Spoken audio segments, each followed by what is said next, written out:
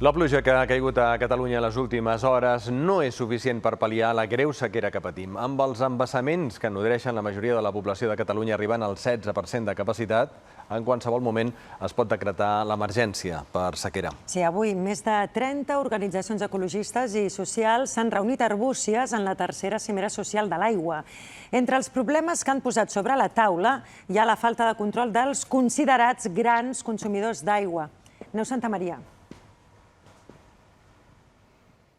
Sí, exactament. Es queixen que les mesures que s'estan aprovant són puntuals i que el context de sequera hauria de ser una oportunitat per repensar el model econòmic i aplicar canvis estructurals i també a llarg termini. Com dèieu, aquestes 30 entitats posen el focus sobretot en els grans consumidors, que serien les indústries i les grans explotacions agrícoles i ramaderes, i denuncien l'opacitat que consideren que té el govern a l'hora de publicar les dades de consum d'aigua que tenen aquests grans consumidors. Diuen, si no sabem quins són aquests consums, és impossible saber si les mesures que s'estan aplicant estan funcionant o no.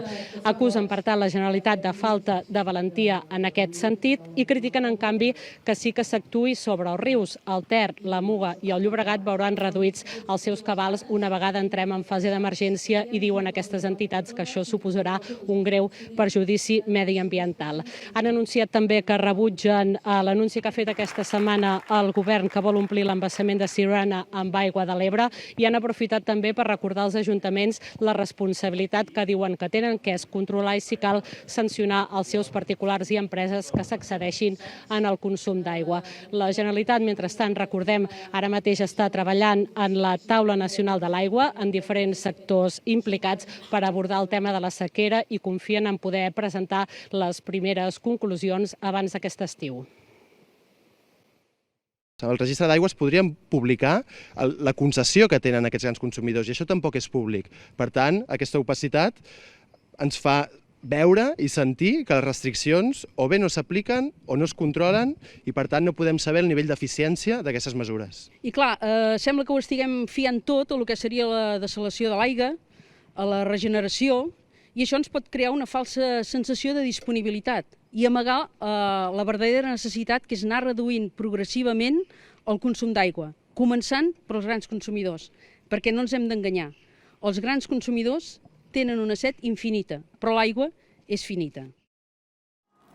El compte enrere per entrar en emergència ja s'ha activat i pesa sobre els més de 200 municipis que depenen del sistema Ter-Llobregat, amb uns embassaments en mínims històrics d'on veuen gairebé 6 milions de catalans.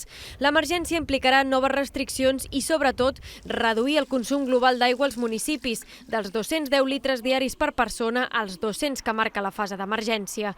Molts ajuntaments hauran de romangar-se i molt perquè, amb les últimes dades del desembre de l'Agència Catalana de l'Aigua, gairebé la meitat incompliria el nou topall. 90 dels 202 municipis del Ter-Llobregat tenen consums per sobre dels 200 litres diaris i alguns els superen amb escreix, amb 400 o 500 litres. El Pla Especial per Sequera del Govern estableix unes mesures de mínims. Els ajuntaments, a través del Pla Municipal, les poden enfortir i poden anar molt més enllà. Hem vist pocs ajuntaments que ho hagin fet. Begur, per exemple, amb el problema dels sobreconsums per piscines i xalets, d'una vegada per totes, ha anat a buscar aquests grans consumidors i els ha sancionat. Això ens demostra que es pot fer. Atorgar la gestió de l'aigua a través de concessions a operadors privats, en molts casos veiem que el municipi es desentén de les seves obligacions i que els operadors privats a vegades no fan la feina, com per exemple veiem grans municipis amb fugues molt grans d'aigua. La majoria de municipis admeten que durant anys no han invertit prou per reparar la seva xarxa de canonades, però critiquen que se'ls assenyali. Nosaltres voldríem que el govern ens veiés com a part de la solució i, per tant, que superéssim aquesta cosa d'assenyalar-nos i sancionar-nos. Sanció amunt, sanció avall no farà que plogui. Les sancions no són la solució. El govern ja els ha obert, però, 60 expedients sancionadors per accedir al consum d'aigua permès i només corresponents al mes de setembre. Les multes ja han començat a arribar a molts ajuntaments. A Matadepera, per exemple, supera els 50.000 euros.